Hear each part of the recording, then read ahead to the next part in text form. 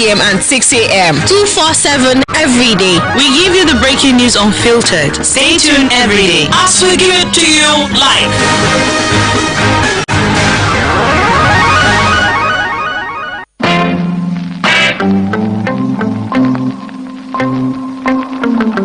Prestige FM 91.7 MENA, redefining broadcasting in Niger State. We keep watch on social, political, economic events of the close and faraway localities. We send accounts of events to the audience through creative reporting, commentary, features, and expos. Our stimuli not just informs, entertains, and educates, but enriches. Prestige FM MENA. Ahead with the news.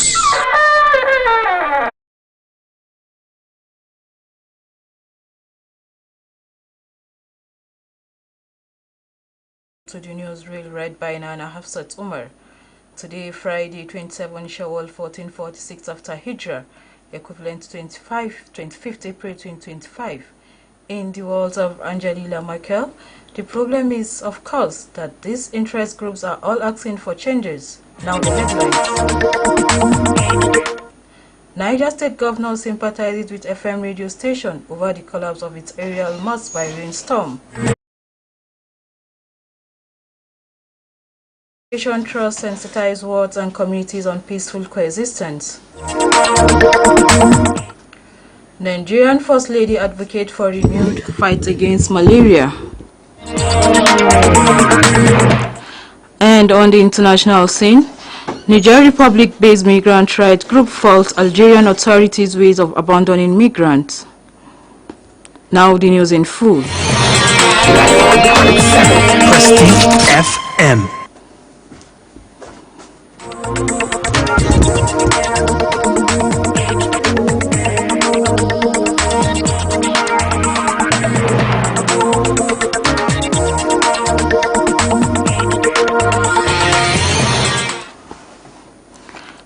Niger State Governor Muhammad Umar Bago has sympathized with the management and staff of Prestige FM, a private radio station in Mina, over the collapse of its aerial mast by wind. The governor, through his chief press secretary Bologi Ibrahim, described the situation as disruptive. Governor Umar, who acknowledged that the disaster has no doubt caused the radio station temporary setback, encouraged the management and staff to see the situation as an act of Allah and believe that he can help them overcome. He commended the station for its effective contribution in the dissemination of government policies and programs to the public. The governor assured that his administration will continue to support the station to serve humanity better. Chief Imam of Shanubi Mosque Malam Umar Sandaliman has sympathized with the management and staff of Prestige FM radio station over the collapse of aerial masts as temporary. Malam Umar Liman asked the management and staff of the first urban radio in Niger State not to be discouraged but see the unfortunate incident as a challenge to the top and better service for the humanity in the state. Malam Umar Sandaliman gave the advice while delivering his Jumat sermon in Mina, calling on Muslim faithful to fear Allah in their day-to-day activities to enable them have a successful life. The Islamic cleric reminded the Muslim faithful that death is inevitable. As such, Muslims should always engage in doing good to have Allah's mercy and blessing. The cleric prayed to Almighty Allah to restore peace and security in Mina and its environment. Staff and management of Prestige FM Mina have been asked to see the collapse of their aerial masts as a temporary setback. The state chairman of the Nigerian Union of Journalists, NUJ, Comrade Abu Modu, gave the advice when he paid a sympathy visit to the station. Comrade Abu Modu told staff and management of Prestige not to be discouraged but see the unfortunate incident as a challenge that must be overcome in no distant future. He sympathized with the management and staff over the incident and admonished them to see it as an act of God. Comrade Abu Modu said the union received with shock the sad news of the collapse of the mast as the station was settling down at its permanent site to give the people the best information dissemination. He described the incident as devastating, especially as the management might have spent millions of naira to erect the mast. He declared that though the incident might take its toll on the finances of the station and transmission, the union was consoled by the fact that no life was lost. Receiving the NUJ chairman and his entourage, the chief executive operation of the station, Alhaji Mahmoud Abdullahi, and executive director of finance and administration, Alhaji Yusuf Laden, thanked them for their visit, assuring that the station will continue its service online and the area within its present reach. In his remarks, the chairman Prestige FM Mina Chapel of NUJ, Sani Muhammad Sani, appreciated the union for the visit, adding that Comrade Abu Madu's leadership is known for carrying every member along in any circumstances. Nigerian musician Daddy Shoki has criticized the Niger State Governor Umar Bagu for ordering security operatives to arrest any individual with dreadlock. It could recall that Governor Bagu gave the instruction in Mina during a security meeting. Reacting to the declaration in a social media post, Daddy Shoki, who is known for his signature dreadlock, questioned whether dreadlock were the cause of insecurity, revealing plans to cancel his scheduled trip to Niger State following the directives. The Islamic Education Trust IET, through its Liaison Service Department, has organized a world-level sensitization program aimed at promoting peace and community engagement among stakeholders.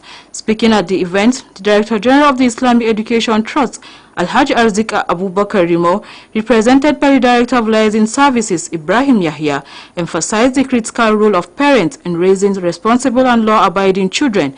Rimo also commended Niger State Governor Muhammad Umar Bagu for his firm stance and proactive measures against thuggery, describing it as a positive step toward restoring lasting peace in the state. He called on residents and parents across the state to place peaceful coexistence at the forefront of their communal values and daily interactions.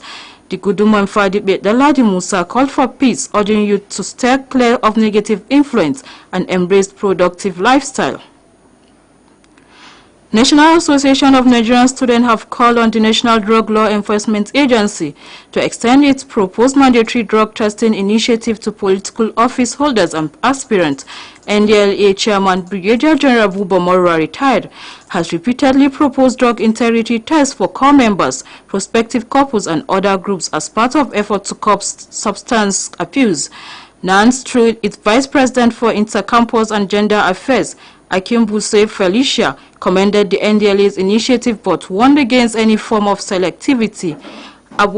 Akim Bodunse said the same drug integrity test should be applied to individuals seeking elective position and those currently serving in public office at both federal and state levels.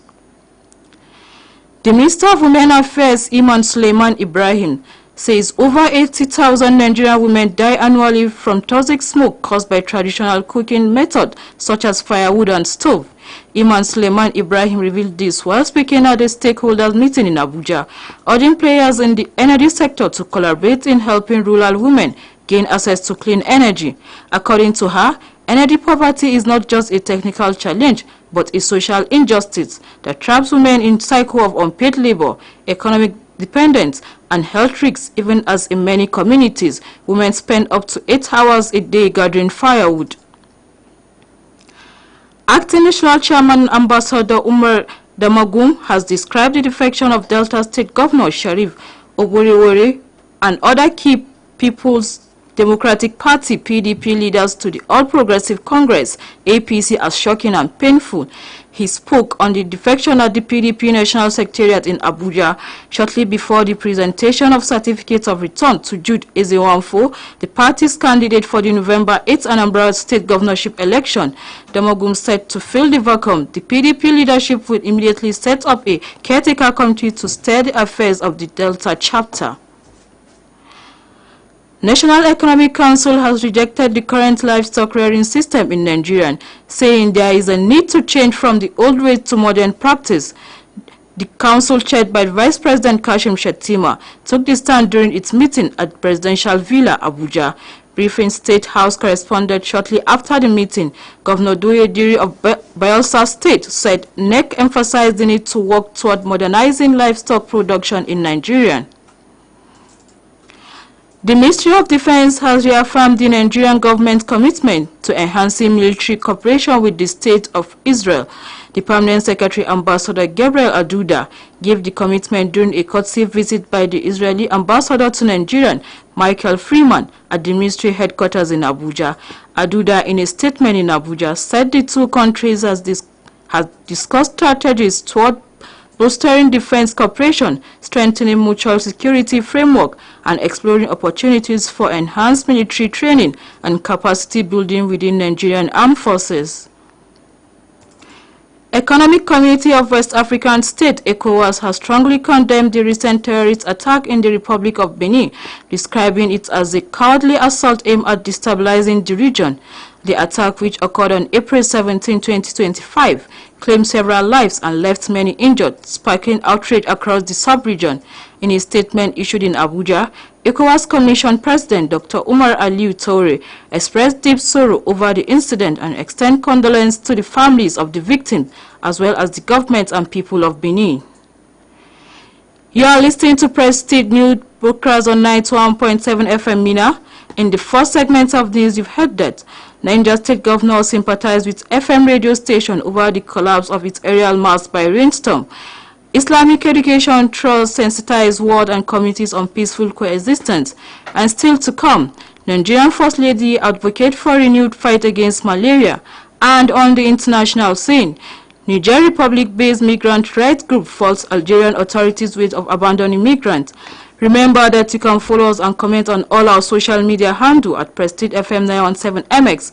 You can also listen to us anywhere on radio app prestigefmradio.org.ng. The news continues.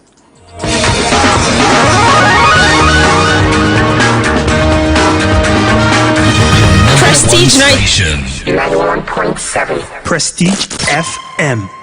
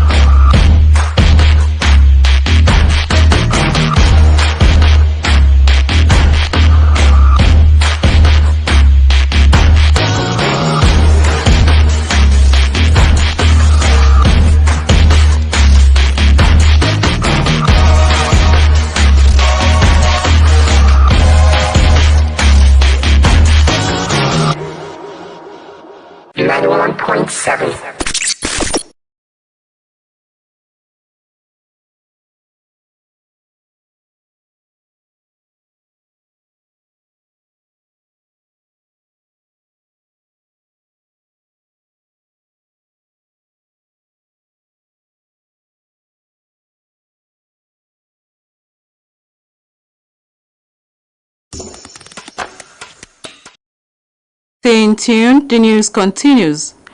As Nigeria joins the global committee to mark World Malaria Day 2025, First Lady Senator Oluremi Tinubu has advocated for renewed commitment to the fight against the deadly disease. Remi Tinubu urged government agencies, the private sectors, non-governmental organizations, healthcare professionals and community leaders to rally together to wage war against the deadly disease with determination and doggedness.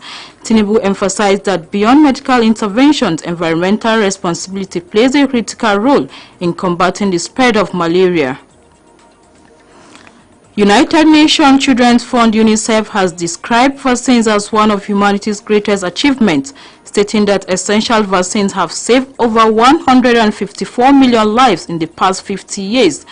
The chief of field office at UNICEF Enugu office, Juliet Chiliwe, made this known in Enugu during a two-day multi-zonal media dialogue to commemorate the 2025 World Immunization Week.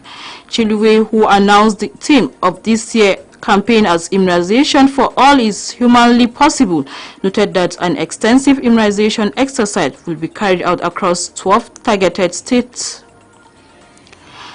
Managing Director of the Rural Electrification Agency, RIA, Abba Bakar Aliyu, said the Nigerian Electrification Project, a $55 million program, has reached around 8 million people and 35,000 businesses, including 12,000 run by women. He stated this during a stakeholders meeting in Abuja. Ibrahim Aliyu revealed that President Bola Tinubu has approved another $750 million of grid power project, with $410 million allocated for mini grids and $240 million for solar home systems. The House of Representatives Ad hoc Committee on the State of Emergency in Rivers State has accepted an apology from the sole administrator, retired Vice Admiral Ibok Ite Ibas, following his appearance before the panel. The retired naval chief appeared in person after previously missing invitation from the committee. In a letter submitted the night before, he expressed regret over his earlier absence and formally apologized during the session, appealing for a chance to return for a more detailed and substantive engagement with lawmakers. The sole administrator of Rivers State, retired Vice Admiral Ibok Ite Ibas, has said that although the state is relatively calm, it remains fragile. Speaking during a meeting with the House of Representatives Ad hoc Committee on Rivers State Oversight, Ibas acknowledged the critical role the committee plays in preserving the democratic and constitutional integrity and assured members of his willingness to fully cooperate in their ongoing assignments. He indicated the peace being experienced is still delicate and requires careful handling in the face of a continuing political transition. A medical expert from Aminu Kano Teaching Hospital, Kano, Professor Zubairu Ilyas, has said that more than 11 million people are currently living with diabetes in Nigeria, with many more remaining undiagnosed. Ilyas cited recent statistics during his keynote address at the 14th Annual General Meeting and Scientific Conference of the Association of Clinical Endocrinologists of Nigeria in Kano. Ilyas emphasized the urgent need for widespread public sensitization on adopting healthier lifestyle to combat the growing threat of diabetes and obesity. A Niger Republic-based migrant rights group said Algerian authorities have rounded up more than 1,800 migrants and left them at the Nigerian border in a record explosion earlier this month. It was gathered that the migrants were bused to a remote desert area known as Point Zero after being apprehended in Algerian cities. The mass deportation came amid rising tension between Algeria and its southern neighbors, all now led by military juntas that outside elected governments previously aligned with Algeria's. Burkina Faso, Mali and Niger Republic withdrew their ambassadors from Algeria earlier this month over border security disputes. Workers of the Nigerian Meteorological Agency, NIMET, have called off their strike after the federal government's intervention. It was gathered that the workers have protested over poor working conditions and grounding flights across the country. But after a meeting with the Minister of Aviation and Aerospace Development, Festus Keyamo, in Abuja, the strike was called off. And lastly on our weather forecast, Mina and Bidda are anticipated to witness scattered thunderstorm with the temperature ranging from 36 to 38 degrees Celsius. Federal Capital Territory Abuja is expected to witness light rain with the temperature at 32 degrees Celsius. Kano and Maiduguri are anticipated to be mostly sunny with the temperature ranging from 40 to 41 degrees Celsius. Jos is anticipated to witness light rain with the temperature at 31 degrees Celsius. The coastal city of Port Harcourt is anticipated to experience thunder showers with the temperature at 31 degrees Celsius, while Lagos is anticipated to witness heavy thunderstorm with the temperature at 32 degrees Celsius. That's the end of the news. Here is a recap of the main items. Niger State Governor sympathized with FM radio station over the collapse of its aerial mast by a rainstorm. Islamic Education Trust sensitized wards and communities on peaceful coexistence. Nigerian First Lady advocate for renewed fight against malaria. And on the international scene, Niger Republic-based migrant rights group faults Algerian authorities' ways of abandoning migrants. That's the end of the news. A popular African proverb says, if you are a leader, be like the moon, not like the sun. On behalf of the news editor, Onifade Abayomi, the newsroom crew, the duty continuity announcer has been Husseini Mundi Yusuf. I am Nana Hafsat Umar saying thanks for listening.